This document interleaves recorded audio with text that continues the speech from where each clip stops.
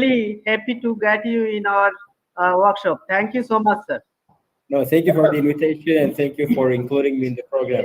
And don't worry about the timing. I understand it happens, but it's also already sunset here, so it's good that we could keep it.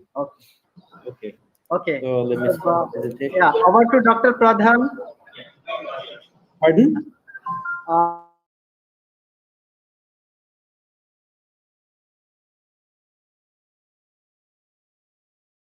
Sir, sorry for the disturbance. We delayed your session for 20 minutes because of some technical issues. Sorry, you can go. You can, if you want, you can finish within the time. No problem. So welcome to all of the participants. So today this is the sixth session of our workshop, and Dr. Taha Salim Usun is going to take the session. So before going to hand over the session to Usun sir, I will give a small introduction about him. So Taha Salim Usun sir completed his BTech bachelor degree from Middle East Technical University, Ankara, Turkey in 2003, and he completed his master's in electrical engineering specialization in 2008, and he completed his PhD degree in electrical engineering stream.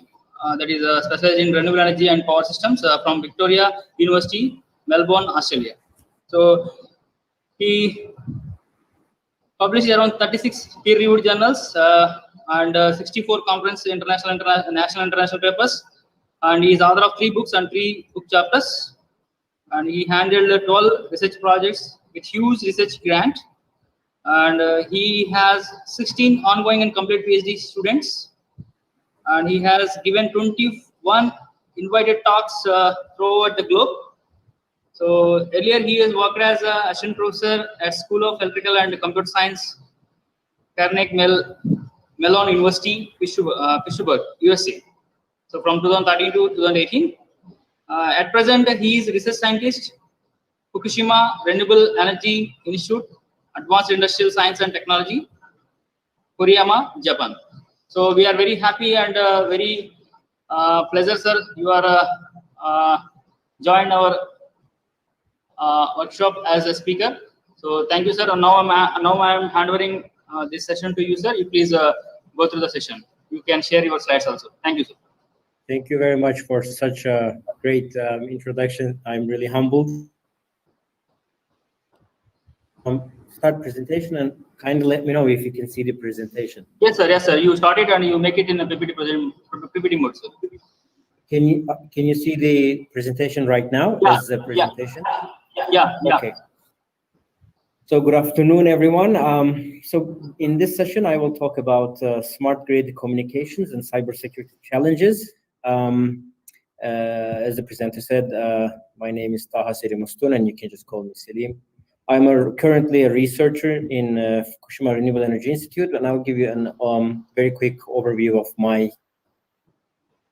Sir, Usun sir, please give the slide in full screen, sir. Full screen. It is showing very less. Which one are you? Are you not seeing the full screen? Yeah. You're not. No, you make it in PPT mode, sir.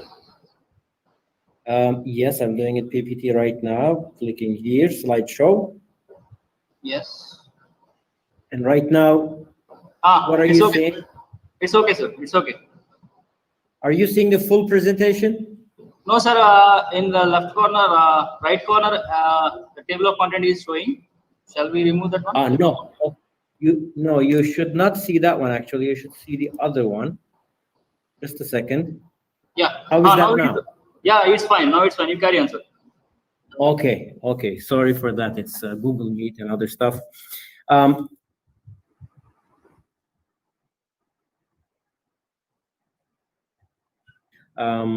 Theme of the workshop, and I will try to show as much as I can to the best of my ability why these topics are very important and why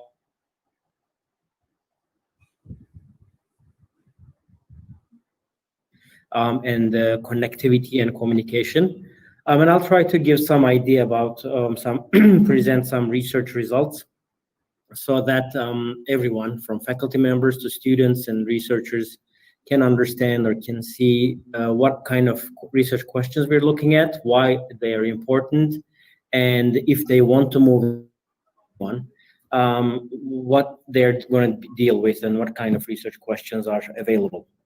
So a very quick or a very brief look at the table of contents. It's we're going to look at the Smartgrid Revolution. Everybody throws around this terminology, smart grid, but actually what it actually is and what is in. Why all of a sudden we started talking about these concepts. And then smart grid communications and plug and play in smart grids, how it's very important plug and play concept in achieving smart grid communications. Of course, I'd like to show why towards the end of the presentation how these things, smart grid communications, connectivity, Internet of Things, they open cybersecurity vulnerabilities, or they create those vulnerabilities. So in order to address these issues, we have to couple our research with cybersecurity considerations and conclusions with a couple of future work directions. I didn't know that there would be an introduction, so I included my bio in a very short manner so that listeners can get to know a bit about me. Currently, I'm a researcher in Japan, and before that, I was a faculty member in Carnegie Mellon University, Pittsburgh, Pennsylvania. I am a committee member in several IEC and IEEE working groups, so this means we are in touch with international stakeholders, researchers, at the same time companies, on the research topic that we're working on. So as a researcher, I find this very helpful because it keeps me up to date with the current trends and the current problems or what the companies want, etc. So my research interests are a lot. Power system modernization, smartification, you can say, like adding smartness to the grids. But of course, my research institute is Renewable Energy Institute, so I need to do everything in line with the renewable energy revolution, or the will towards increasing renewable energy. So it has renewable energy impact studies, policymaking, etc. But at the end, there is also smart grid communications and security, as you can see, because it makes a lot of sense to use these things. Let me get the laser pointer here. So yeah, so it makes a lot of sense to use these smart grid communications and security for novel applications, which I will present in a second. This is an overview of our research institute. I am currently here in this building, is administrative building, and we have a lot of demonstration projects and that we can put under test, from different PV panels to wind turbine. We have a hydrogen diesel generator, the grid simulator, PV simulator, which we'll get into during the course of my presentation, because they all feed into the idea of smart grid connectivity communication. And we run our tests here where we have PV simulators, grid simulator, battery simulators, as well as real equipment, real PVs, real batteries, etc. On top of the research facility that you can see here, another thing that we're doing is the real-time simulation and hardware-in-the-loop testing. FIL is the power hardware-in-the-loop testing. This is a very important capability because power hardware-in-the-loop has high flexibility and high fidelity. The really important thing is we have real lab tests. We have a lot of infrastructure that we can use so we can get high fidelity results. That's not an issue for us. But flexibility is a real important parameter here. Once you build a real lab, a huge lab, you can run your tests, but you don't have the flexibility to run different tests. So power hardware and looping gives us this ability, and we will come to that as well.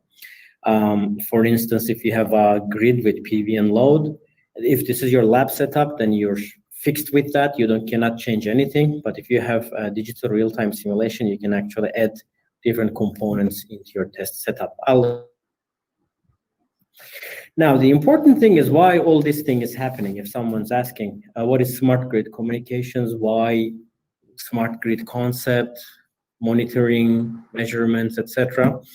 So the story really starts with this renewable energy penetration, or the way power systems have evolved in the past 3 decades, you can say.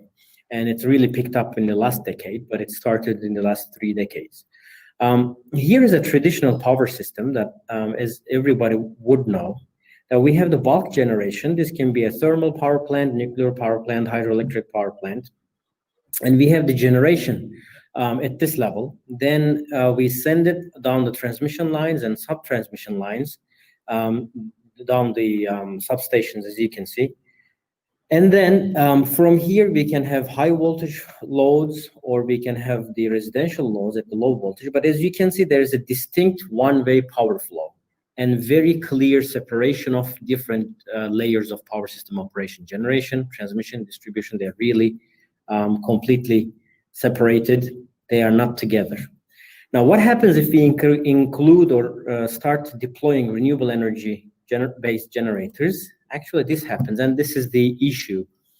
Now, instead of generation at only one end, we are having generation at sub-transmission and even at distribution layers. Even the last point of consumption, the consumers, they may be generators at the same time. In the past, we used to have only red arrows, but right now we're having green arrows as well. Bidirectional power flow is something new, and it is in contrary to what the power systems were designed to do. The power systems were designed to have only unilateral power flow. So that's an issue. For instance, one of the issues that it creates is in protection. And this is very important part of the renewable energy or smart grid research.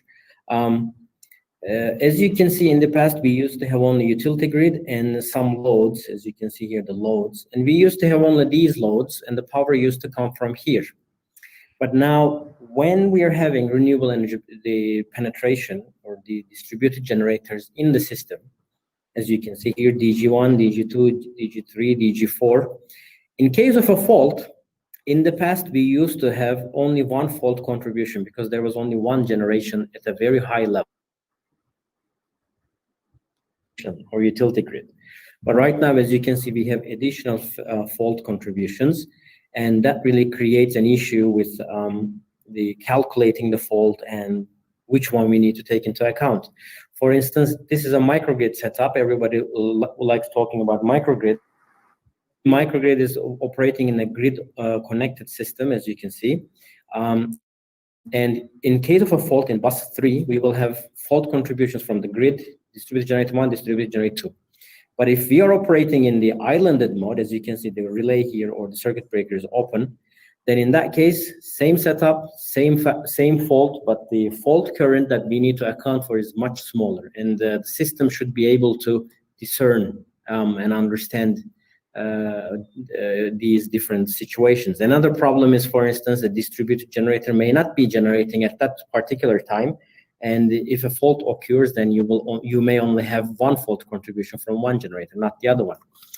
So the solution for this, for example, is creating a central protection unit and communicating with all the distributed generators, looking at their status and monitoring their status and updating the relays or circuit breakers accordingly. So as you can see here, this requires communication. All the blue lines are communication lines. The power lines were black, these thin lines. So all this requires a lot of communication. And as you can see, once we want to include renewables, we really create issues for the power network. And in order to solve those issues, we need to include power smart grid communication. So we have to have more measurements. We have to have more control.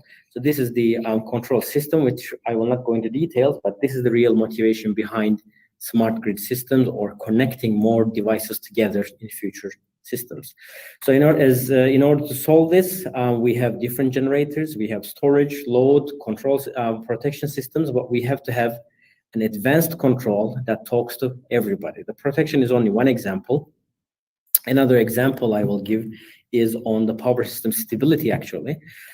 This is PV capacity in Japan. As you can see, it really moved up 2012. As you know, in 2011, we had a very big issue here in tsunami, the great earthquake, and then the tsunami, which hit the nuclear power plants. That's why nuclear power plants are shut down. So we're trying to replace them with renewables. And because of that, since 2012, renewables, especially PV in Japan, are very like skyrocketed, and we're hoping that it will take much. It will become much higher. So renewable energy, not only in Japan but all around the world, is something desired. But let's see how renewables, especially rooftop house systems, create voltage issues in distribution systems. For instance, we're looking at a very small distribution network with 3 houses, and this is the whole network we're looking at. In Japan, we use 105 or 103 volts as the volts. So this is the margin that it should stay in. So now what happens is, once we deploy renewable solar panels here, as you can see, and this is the solar profile. When it is the noon time, there is local generation. Once we generate and try to inject energy back to the system, we create a voltage rise, because power injection triggers voltage rise, and the power consumption induces a voltage drop. As you can see here, the passive network is having a voltage drop, and here. And as you can see, if you have a lot of sun and a lot of renewables, then you will create a voltage, excessive voltage, which is not allowed in the power system. What happens is we need to curtail that, which means we limit the free and clean energy solar power generation. We have to limit it to this much, because the power network, distribution network, cannot contain or cannot accept more than that. Renewables are very preferred, very popular, but as you can see, once we implement them in large scale, we are having operational problems. We have to even limit them to work. So one thing to do here is, of course, we can do energy management in voltage rise. So one of them is, for instance, demand side management. I am sure you have heard that concept before. So we are trying to coordinate between the solar generation and the local consumption of the house, so that we maximize the power generation without creating voltage problems. And again, all demand side management schemes, they require communication with generators, with storage, with the load in the house. Your full circle, renewables, problems, and communications is the solution. But there's another solution. This is a novel technology becoming very popular for the past 5 years, is smart inverters. Smart inverters, are, in contrast to the conventional inverters that are operated, they can provide VAR support, or reactive power support, in addition to normal power generation, which means once there is power increase, once there is a voltage increase here, the inverter connected to this PV generation, PV panel, not only gives P as the output, but also can absorb some reactive power in order to pull the voltage down. And as you can see, the voltage can go down at this point. Of course, these smart inverters at different layers of the distribution network needs to be coordinated. So there is a concept of DERMS, Distributed Energy Resource Management System. That whole DERMS concept is about looking at the voltage levels of at different layers, different positions or different locations in a distribution network, analyzing them, and then deciding how smart inverters should react, how much they should react, and coordinating between smart inverters. So smart inverters can do this, but there must be a central controller to manage that operation.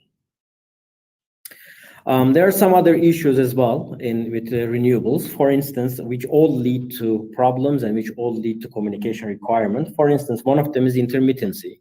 Renewable energy, as everybody knows, is not dispatchable, it's not controllable. And once the scale of renewable energy increases, that really becomes the problem. The scale of the problem also increases. For instance, if you have a look at here, this is an offshore wind power. Is in somewhere in Europe, must be in some offshore of Denmark. Now, as you can see, at some point we can have somewhere here 6 gigawatts of generation from wind power. And you always see these articles about renewable revolution. That much energy is generated, or that much power is generated from renewables. But the problem is, this is just instantaneous, or for a very short period of time. As you can see, right, overnight, the whole 6 gigawatt generation goes down to zero. This is equivalent to losing a nuclear power plant overnight. This will never happen. You will never lose nuclear power plant overnight. So it's not something, you have security with nuclear power, but in renewables you don't. So you have to have your measurement, communication, coordination systems in place. So once you see the wind power is going down, then you have to have some other tools in your toolbox to counter that. And this all requires monitoring, communication, connectivity. Another one is, for instance, loss of inertia, because all renewables are inverter interfaced, almost all of them. So once we have a lot of inverters in the system, that triggers a loss of inertia. So we have less inertia in the system, less synchronous generators, so less inertia, which means we will have more issues in the system, more disturbances, and it will take longer to clear them. As you can see, the disturbances are even deeper, and it takes longer for them to be cleared with renewable energy resources. So right now, the status quo is conventional generation, nuclear, thermal, hydro is much, much better than renewables. But everybody wants renewables. How can we change it? Hopefully, we say, with proper coordination and with proper communication, we can turn this tide around. We can increase the renewable the renewable share in the generation mix, and at the same time, addressing the issues they create.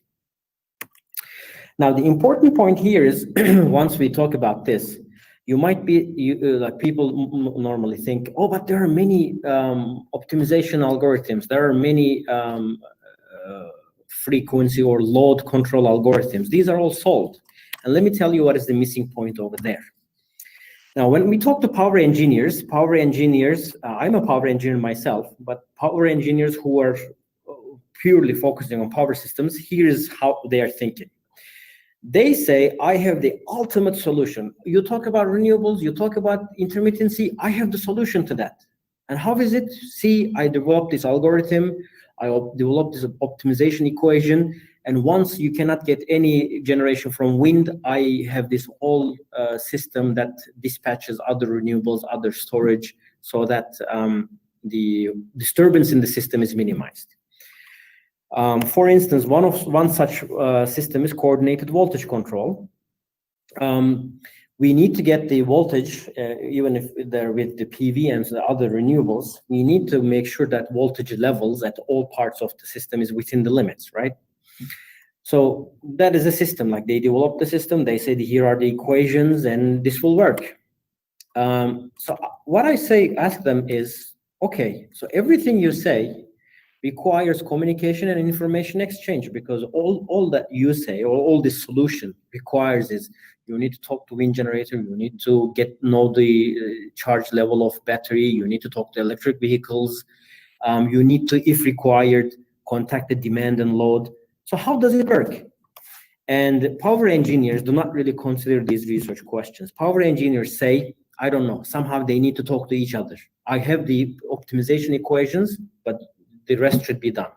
But this is a very, very large assumption. This is not really realistic, not for the academia, for research, and neither for the industry or real life, because this just doesn't work. And this is basically the real reason why renewable energy penetration is lagging behind, because the problems cannot really be mitigated as required.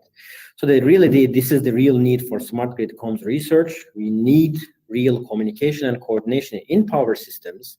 We need the Internet of Things. Everything should be connected to each other, and we need to have the communication established between them, because we need this for better management. We need this to mitigate the negative impacts of renewables and also implement some novel schemes. For example, vehicle to grid, DERMS, distributed energy resource management system, or any type of energy management system requires communication and coordination. So in a nutshell, every nice word, every keyword, every novel system we hear, such as virtual power plants or electric vehicles, smart charging, or even blockchain, they all require communication between components. That is why in future grids, we will have not only power flow between two components, like PV panel and this storage, for instance, but we will have more information flow between different components, as you can see. We will have more monitoring done by the control systems, such as smart meters, but we will also have more measurements done at every level. So we know we have more granularity. We know more about every corner of the grid, and then we can make more realistic or real-time decisions. Now, this is similar to different systems in a body. Sometimes people cannot really understand what is going on. Where's the power? Where's the communication? Where's the control? So I'd like to explain this with an analogy. So as you can see, this is a whole body. They're all part of a body. But this one is the central nervous system, where the brain is doing the thinking. It's doing all the thinking, making all the decisions, and creating all the decisions, coordination techniques, optimization, control, and the results are done. And on the right-hand side, we have the muscular system or muscular skeleton system. And here is real where the power flow occurs, real action happens. But there must be a link in between. The decisions here must be sent here, and then when the action happens, the feedback needs to be sent back to the central nervous system. So if we look at power system, as you can see, power system also has different layers. It's not only one. What we see visually is over here, electric grid layers, all the equipment we see outside, and this is where the real power exchange occurs. This is the power. But this is only one part or tip of the iceberg. We have more things happening in power system. For instance, there's the control layer, which is the brain that I showed you. Here, the decisions need to be made. Depending on the situation, if you're losing a wind turbine, if you're having less renewables, if you're having more demand, all these things are made here, yes. But then there must be a link between, because we need to, whatever decision is made here, we need to relay them, transmit them to the electric grid layer. But at the same time, we need to give the feedback from the electric grid layer. If the voltage is going down in the bus, that needs to be measured and sent to the brain. So brain knows something is going on. I need to find the solution to that. If there's no link between them, this will not happen. So this research area is, for instance, focusing here, the communication layer, to create the link between the electric area and the control area.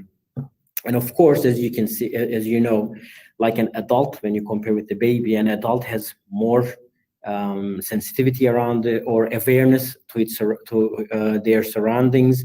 Adults know what's going on around them more, and they can have more sensitive results or more accurate response to them when you compare it to a child. That's why an adult can pour a glass of water into a glass, because they know how to do this accurately. So in power systems, if we have more measurements, more connectivity, more communication, then we will have a much better system. So how is this done? Let me give you some examples or some idea. For instance, the first thing we do is with communication. How can we achieve that? The first thing that's required is the information model development. The information model for all equipment should be developed. For instance, in this example, I've taken an electric vehicle, but what we do is we take an electric grid, electrical component, and we study its electrical properties, behaviors, variables, to find out how we can represent this in a very accurate and a satisfying manner. To create its information model. I'd like to emphasize this is not a power flow model, because power flow model for electric vehicles is battery with inverter. Everybody knows that. Now we are trying to develop the model for the communication layer, different layers. So how we do it, the real world equipment is in front of us. So we take it and we analyze it, and we look at the analysis results. For instance, for electric vehicle, when we've done this, we looked at maybe state of battery charge is an important piece of information that needs to be sent from electric vehicle to the grid, because then they can make decisions based on that. Or let's say allowed maximum charging voltage and current for this particular electric vehicle is an important piece of information, because that will ensure safe charging. Once we do this, then once we create this analysis, we project this into the communication layer, communication world, And by following IEC 67850's communication information model, you can create a fully structured model. Here, it's just a list of analysis results, but here a fully developed structure following the IEC 67850's list. If you ever move into the smart grid communications, IEC 67850 is something that you will hear all the time. It's a communication standard used in power systems. Sometimes after developing these models, we also revise these models, because after developing this model, the vehicle-to-grid operation was envisioned, and people started developing systems like power flow systems, ideas about this. And we said, okay, our model does not accommodate that. We need to revise our model. So we went and looked at the analysis again, and then revised our model accordingly. Now, the important thing is, what's the benefit of this thing? The benefit is plug and play. Regardless of the electric vehicle, its color, its model, its make, its year, like it can be Tesla, Toyota, Nissan, BMW, whatever. When an electric vehicle comes to smart grid and connects and wants to exchange information, it is this model for us. So it's just a universal model that everybody uses. The plug and play, it's very easy to understand. It's similar to your mobile phones or laptops. When you go with your laptop or mobile phone to any lab or anywhere there is Wi-Fi, you can just put in the password and connect and start exchanging information. No one asks your laptop's model. No one asks your mobile phone if it's Apple or Samsung or whatever. It's similar. So once we achieve that in all smart grids, we can just connect the electric vehicle and start exchanging information. One benefit of this thing is there are different companies with different market shares, as shown here, Toyota, Tesla, whatever. But once we have a universal model, then all of these vehicles can be seamlessly connected to power system and be used.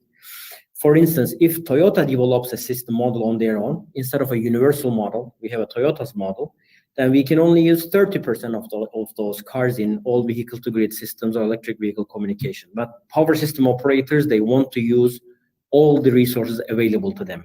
If a power system operator is running a distribution network, they want to talk to all the electric vehicle available in that neighborhood, not some of them. That is why a universal model, a fully standard model, developed according to IEC 67850 is the only solution towards this goal. Otherwise, if it is company-based corporate solutions, then we will be limited with only their market share, and that's not acceptable. That is a question that comes all the time.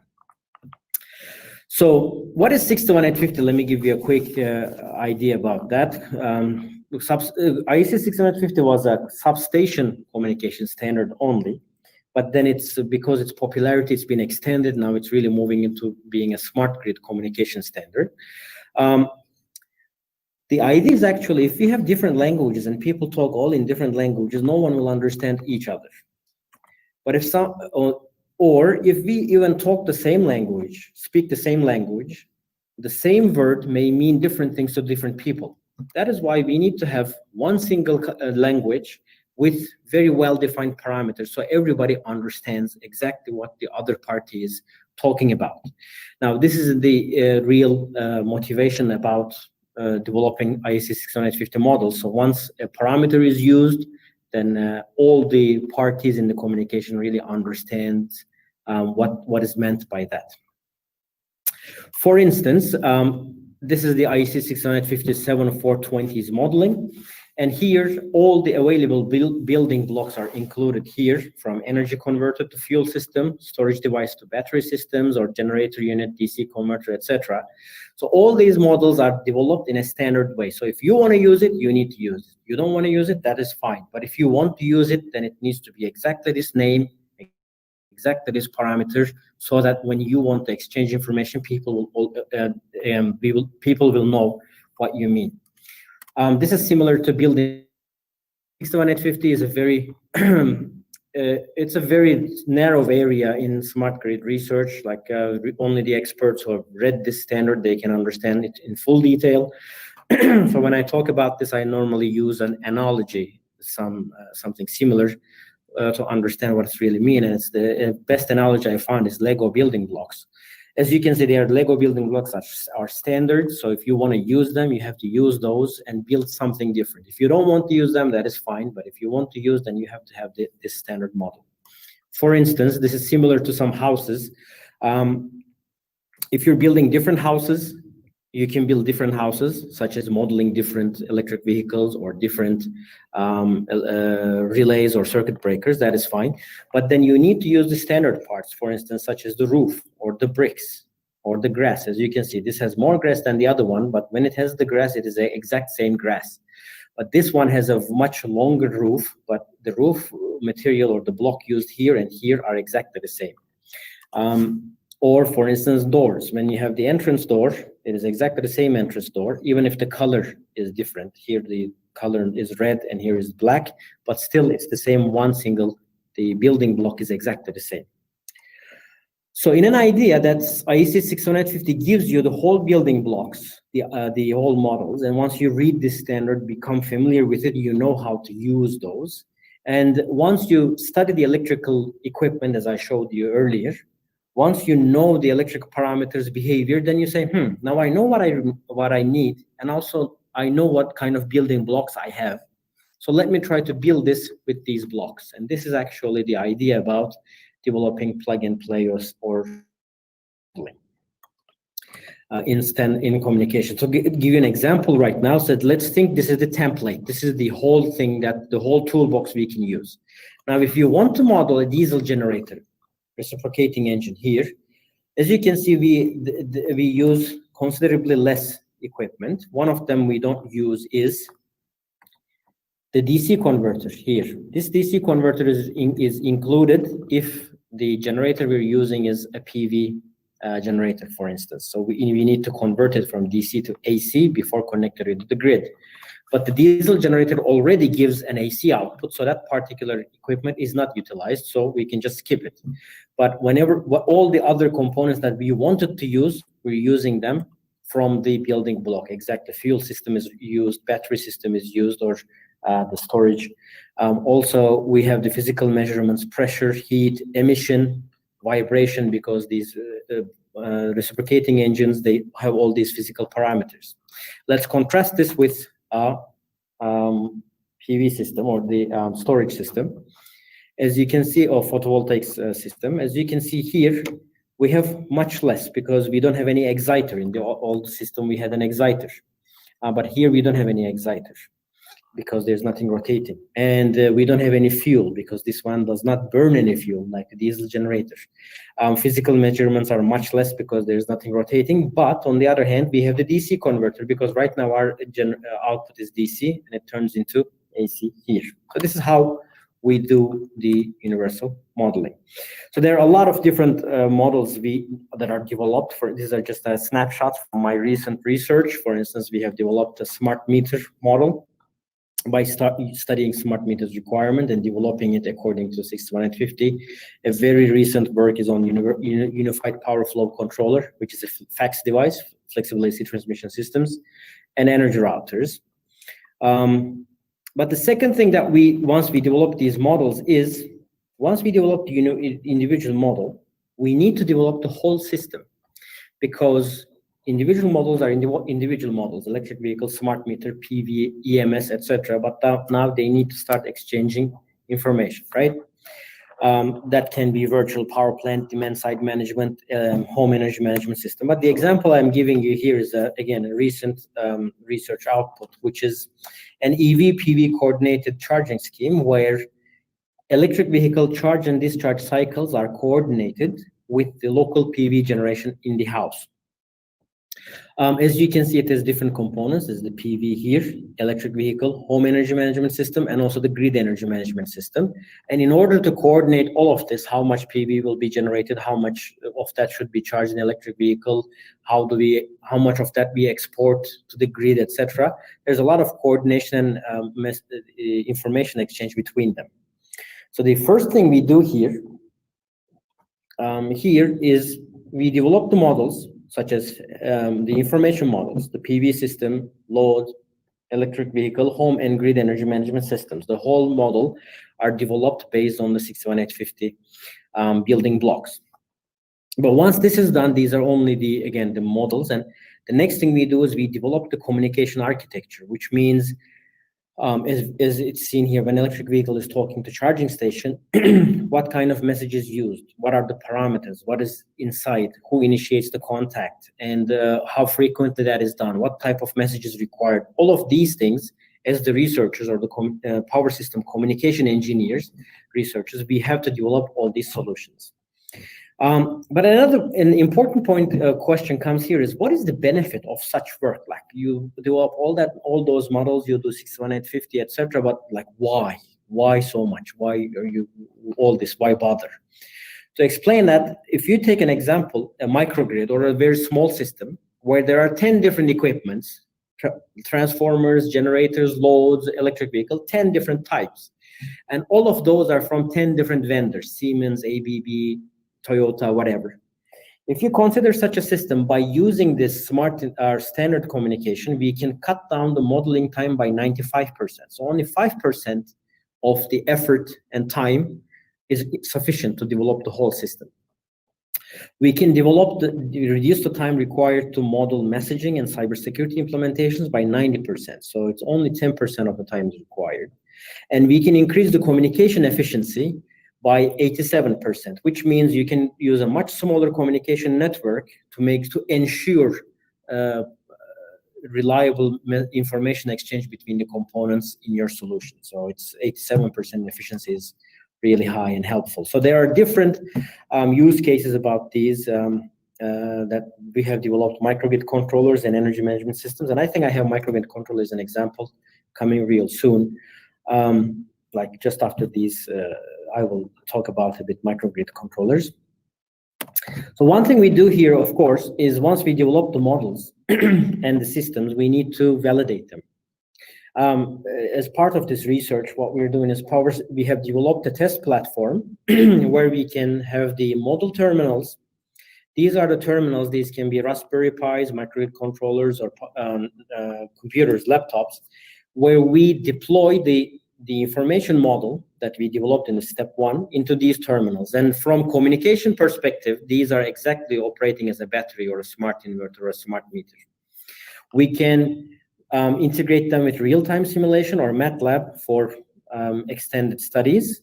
But the really important or a unique thing here is the network emulator, which allows us to emulate real network topologies with real network traffic. For instance, let me explain this with an example. We have here, let me get back. We have here the virtual synchronous generator and the central controller for virtual synchronous generator. They need to exchange information in order to increase the inertia in the power system. They're all virtual synchronous generators at different locations, but the central controller here needs to coordinate them and say, you need to do this, your task is this, your task is that. So we have developed the models and we have deployed them in our term model we developed for a synchronous generator, and this is for the controller. But in the middle, what we developed is Japan East system model from Institute of Electrical Engineers, Japan. They have developed a system with real distances, which allows us we've implemented in a network emulator, so that when a message is sent from here to here, it's actually not going from one laptop to another laptop.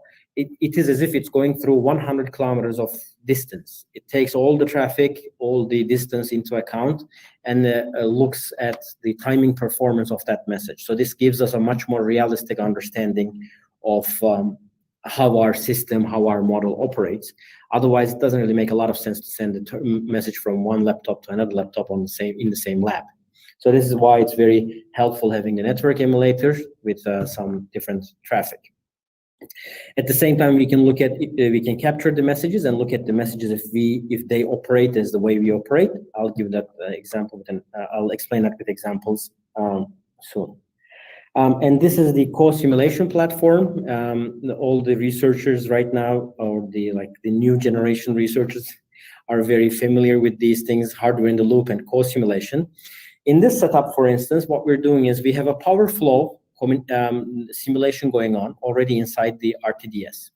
So this is power flow layer operation. And there is a co-simulation integration between RTDS and the MATLAB.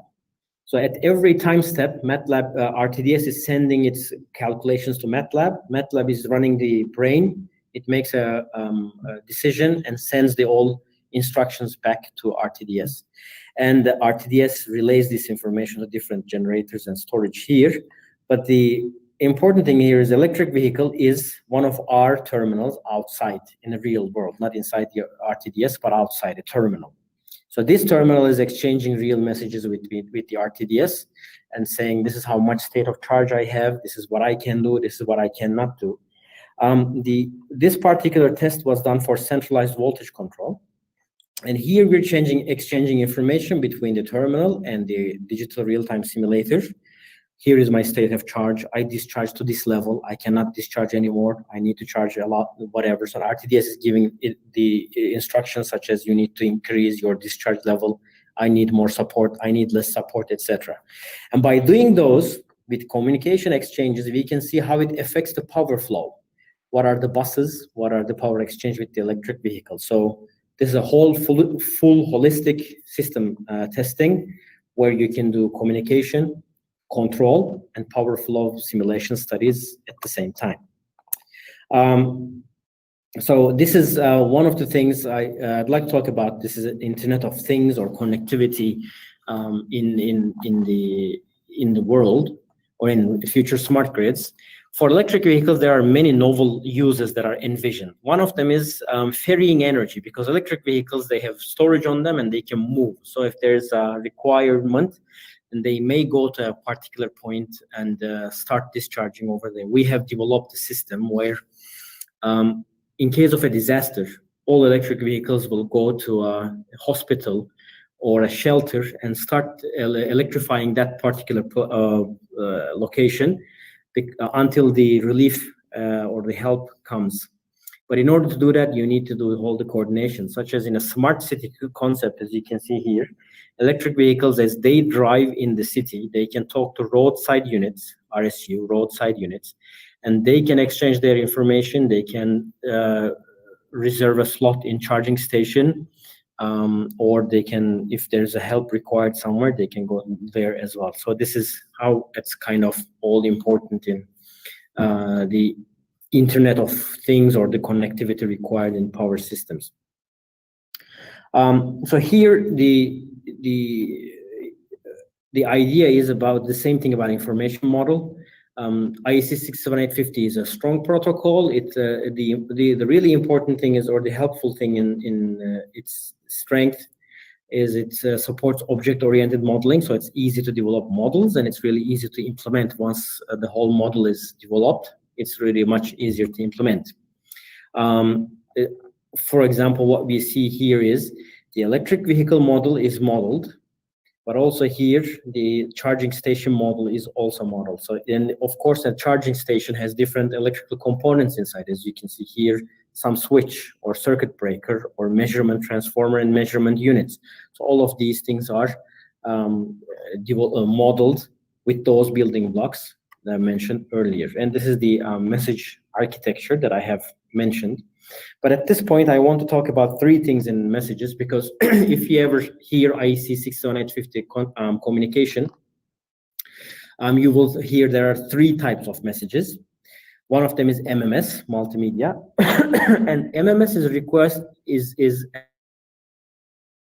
an ad hoc message that it's only utilized when one party or one device wants to poll or ask another device to do something, or like to update its status, or what is your status. It's not based on an event, but normally it's like ad hoc.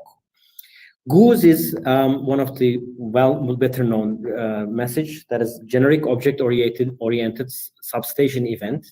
GOOS means you can structure this message in the network, and it will automatically be sent once the trigger event takes place.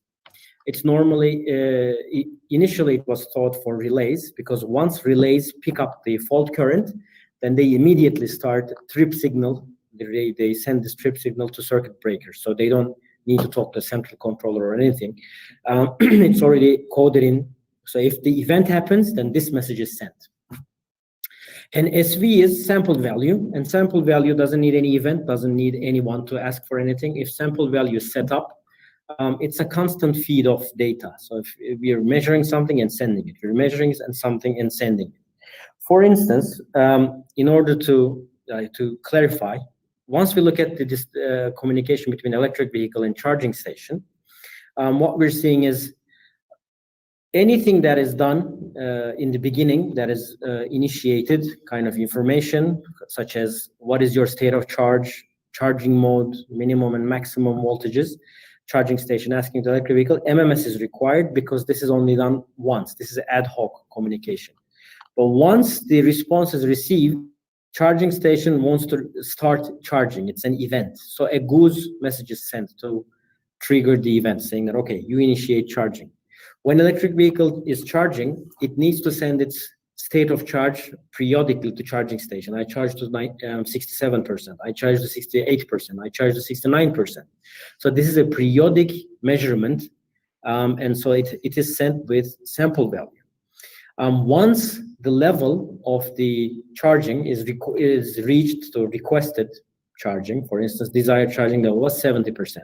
So once the 70% value is reached and that message is sent to charging station, then charging station sends a goose message, an event message saying that stop charging. So it's kind of knowledge of these messages and mapping them and corresponding them to the events that are taking place or the steps taking place is part of this whole work for this to work. So this is the message types and the payloads, but I'm not going to get into this. So of course we implement these systems and with the emulators and a network emulate. These are the terminals that we put inside. So for example, two electric vehicles and one charging station, and we have the network emulator in between, and we look at the messages and see if the messages are exchanged accordingly and as requested, and if the requested action is taken. Okay, just the other example is the microgrid energy management system, in which we had a diesel generator, PV system, battery, and load. తర్వాత చెప్తాగు ఎక్కడంటే option ఉంటుంది. Is that to me?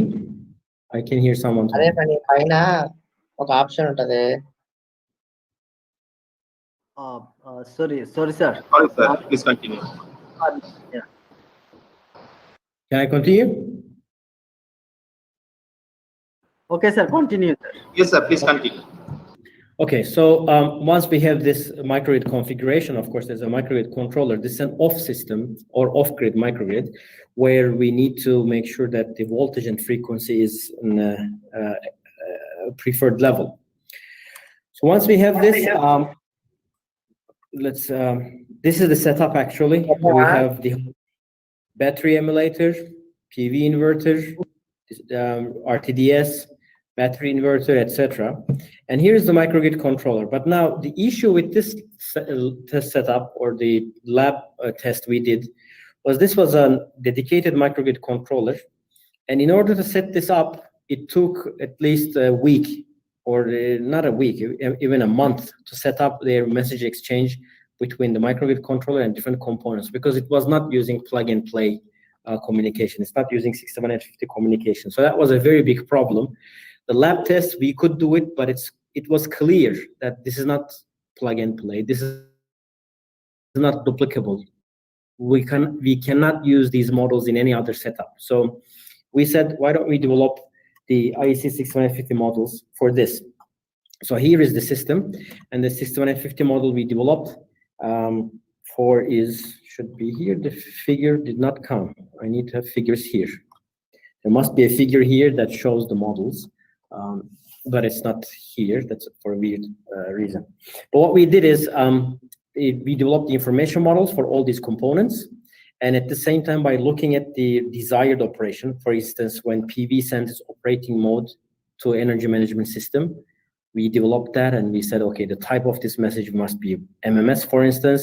But if there's an event in the system and battery storage system is required to discharge, let's say if there's a voltage increase, then battery needs to start charging pull the voltage down. Then this is done by energy management system with a goes message. So here are the message, how this thing is done, but without having this figure here, it doesn't make a lot of sense. And I did check everything before the presentation. I'm not sure why this figure is not here. But what I wanted to show here is once you have these different building blocks, then you know exactly where to look or which parameter to change. This is the point that I wanted to show here. For instance, for diesel, once we want to set its output to a specific thing, then the diesel outputs should be set to 110. Then we need to go this model, this particular folder, and after that there's a parameter here to change. This is how it works. But without the figures, actually, it doesn't make a lot of sense. That's why, let me go here. For instance, here at this point, energy, we're trying to do the frequency control. And at this point, we're telling battery can operate in different modes. And if EMS wants to talk to battery and say, what is your operating mode? Or it wants to change its operating mode and say, you need to operate right now in a frequency active mode. So you need to in this mode, batteries acting to support the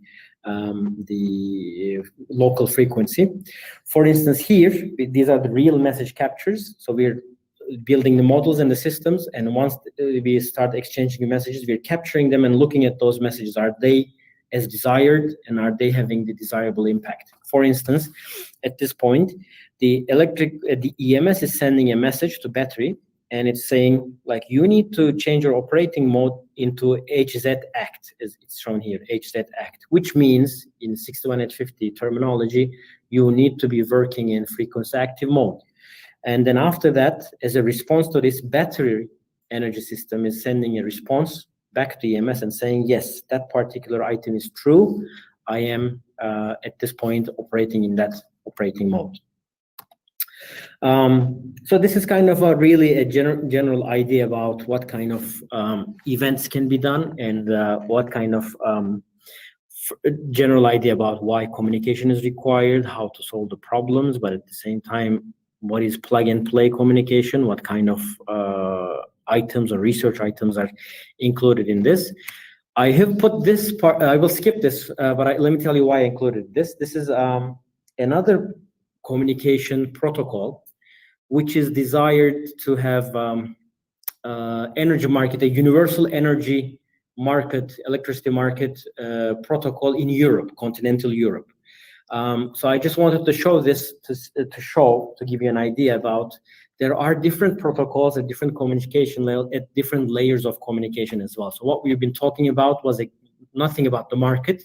It's about operation, like before this. So it's all about measuring the voltages and making decisions about voltage and frequency, restoring or recovery, so on and so forth. But for example, energy market, again, it requires to bid. You need to get win the tender, start exporting energy. This requires some communication as well, and it has its own different. It may have its own communication protocol. So it's kind of there in different domains. This is what I wanted to show here, but due to time limit, I want to skip this, and I want to really go into the last point of cybersecurity, because this is important. I'd like to spend my last minutes on this. Now the question comes is, why cybersecurity in power systems? They say cybersecurity was never a problem in power systems, or it's already known for decades in banking systems and whatever. So why is it in power systems? There are different answers to that, because one is in 2017, or like it was in 16 actually, 16 December, Ukraine had a very large power cut.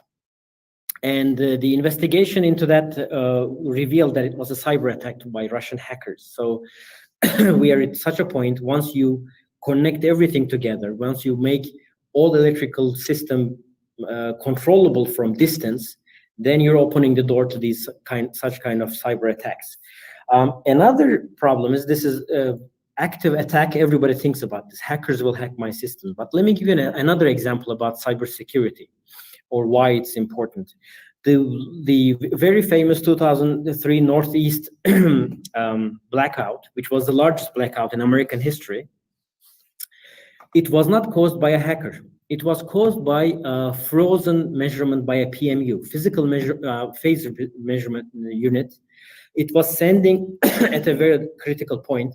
It was sending the measurements, but for 10 minutes or a minute, for a period of time, the measurement was frozen. So it was not sending the real-time measurement, but it was sending when it was frozen, let's say, some time ago. Sorry, let me get a drink.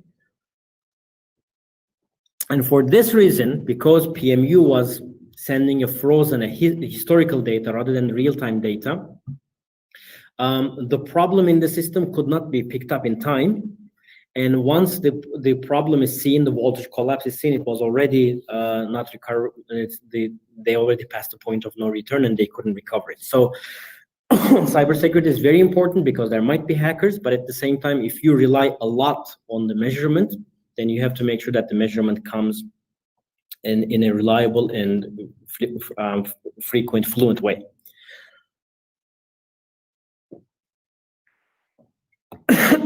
Now, another issue is what you're seeing here is a very traditional substation structure where you have the relays and switch gear. But as you can see, these different equipments are connected to each other by copper wires. So real copper wires and hard wires together. So if somebody wants to hack into this system, they should really jump over the fence in substation, find one of the copper wires and connect themselves to that copper wire physically, because there's no other way hacking into this system. So by design, our traditional substations or power systems are very, very safe, according to towards cyber attacks. That's why cybersecurity was never an issue in power systems until now. We had very limited communication in a very primitive way with copper wires, with physical connection. But we are, of course, changing this into digital substation with real Ethernet networks, similar to Wi-Fi and our computer networks, because it makes connectivity much easier. We can achieve large-scale communication right now. You cannot achieve that with copper wires. You have much better connectivity, and if somebody needs to connect or another component needs to come in, it's very easy to do with Ethernet-based networks. But the downside is, of course, if it's easy to connect, then it's easy to connect for other people with malicious intent as well. And with that, I'd like to, before concluding, I'd like to talk about the real third step of this research, where we're really looking at the securing the operation. We've developed the information models for different equipment for power systems. We discussed why it's important, but at the same time, and then after that, we talked about how system development is important. Once you have individual components, you need to design the communication architecture between them. But now the last section or last step, last mile is cybersecurity, because it's becoming an important part of power system reality or smart grids. As I just presented, but I'll give you another reason why, because this plug and play or standardization creates some issues as well. Now, in the past, if you're thinking about this, in the past, we did not have universal models. We did not have plug and play capability. Every equipment from every manufacturer had some sort of model on their own. It was really unique to everyone. So the part of power system engineers' job was to learn different model of different equipment, different devices, and to somehow connect them in the substation to make sure that they exchange limited amount of information between them. So if you again think about Lego or building block example, it means we had different doors, we had different keys, we had different locks at that time. So this makes it very hard to scale the system. If you have only 5 equipment, you can have a power system who studies them and connects them and works day and night to connect them. That is fine. But rather than 5, if you have 15, 50, 100, 150 equipment, then it becomes impossible. That is why we want the plug and play and standardization. That is desired, because in that case, we will have only 1 door, 1 key, 1 lock. So all the equipment can talk to each other they know what they're talking about. It's easy to integrate them, achieve Internet of Things in energy systems. That is easy. Now, this is the desirable result. Of course, the undesirable result is if you have one door, one key, one lock, then it's easier to unlock for everyone, even the malicious people with malicious intent, the thieves or hackers. Now, they also have access to the system. This is the negative and unwanted impact of plug and play universal models. This is not something we want, but this is a side effect and we have to deal with it. Now, this is the reason why the research need in cybersecurity is becoming introduced, you can say, into power systems, because in the past we didn't need it. We didn't have plug and play systems. We didn't have Ethernet networks, but now we have them. We want to move towards that direction. So we have to deal with these cybersecurity issues.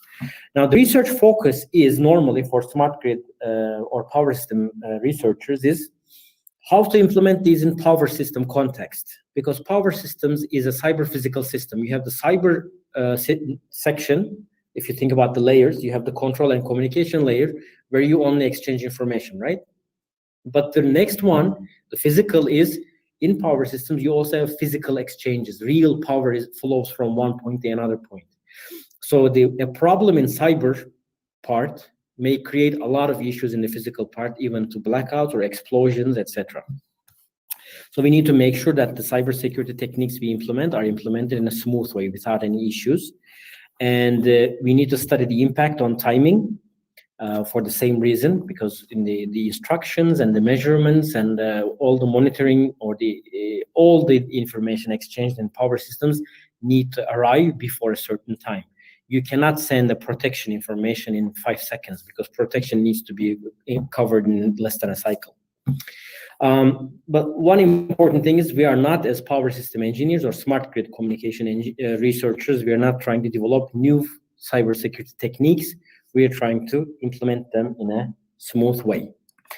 So what are we doing? There are 3 measurements, especially in power systems: authorized connection, encrypted messaging, and message integrity. And let me explain these with an example. Again, if we stick to our electric vehicle example, electric vehicle is talking to a charging station, and they are exchanging messages. Now, the first thing is we need to have an authorized connection, which means if somebody wants to connect to a network, we check their ID, we look if they're authorized to connect to this network, and if they are not, we deny them the connection. Now, this may sound very trivial for computer networks or for something. It's, of course, you need to check the ID all the time, but this is not something that is in place for power systems, because power systems was a much smaller, secure area. So these kind of techniques were not implemented yet. So these are implemented right now, very new. The second thing is encrypted messaging. The reason is, even if a hacker, being a hacker, they need to find a way. And if they found a way to connect to the network somehow and capture a message, they can sniff the message. They cannot see anything because the message inside will be encrypted fully, and they cannot understand what is inside. It will be just a blob of data. They cannot get anything. And the other thing is message integrity. Message integrity is, in a nutshell, the message that is sent here by the electric vehicle and the message that is received by the charging station on this end are identical and the same. Why is that important? Because if there was a hacker lurking in the middle, they may capture this message, they change the contents, and then retransmit it, and they may cause unwanted operation by the electric vehicle, the charging station or electric vehicle. It goes both ways. But if you implement a message integrity system or cybersecurity measure, what we achieve is the receiver looks at the message and says, is this as signed by the sender or not? Let me check that. If it is not, then I will just throw this away because it means the hacker dealt with this message. Otherwise, I will just keep it and use it. So this is the thing that is done. For instance, the microgrid controller example that I have shown you, after we have implemented the plug-and-play solution, where the EMS is sending all the instructions to PV, battery, and it's looking at the load, what is load doing, etc. All this measurement and coordination messages going. We realized that cybersecurity is very important for such a system because it's a very small system, very volatile, very vulnerable. diesel generator is used to keep the voltage and frequency at desired levels. But if a hacker comes in and tells battery to charge when it needs to discharge, the voltage or the frequency goes even lower than required or than desired. Or just the opposite. If the voltage is going very high, then if the hacker tells battery to discharge instead of charging, then the voltage will go even higher, causing some burns and some damage to the system. After realizing this, we said, let's implement these measures, and we have successfully implemented, or it can be successfully implemented, where you can discern between an authorized connection and node, an entity that is authorized, and one that is not authorized. These are two different screenshots. The other one is we acted as a hacker and we captured an encrypted message going between these entities. And as you can see, you can capture the message. That is fine. Like, it is possible if you have connection to the network. But the message that you see is only this: an encrypted application data and a blob of data and hexadecimal numbers, because it cannot be like parsed. It cannot be read in a proper way. Let me show you that. I've shown you with the battery example, but I can show you here as well. Here we're looking at a battery model, and we're looking at its frequency regulation. As you can see, once not encrypted or unencrypted message is captured in the network, all the contents, who is the receiver, what is the content, what is desired by this, can be seen. This is the difference between an encrypted message on the left, you can capture, but you cannot really read the message. You cannot really understand what is inside, and you can understand what is going on inside. This is the difference.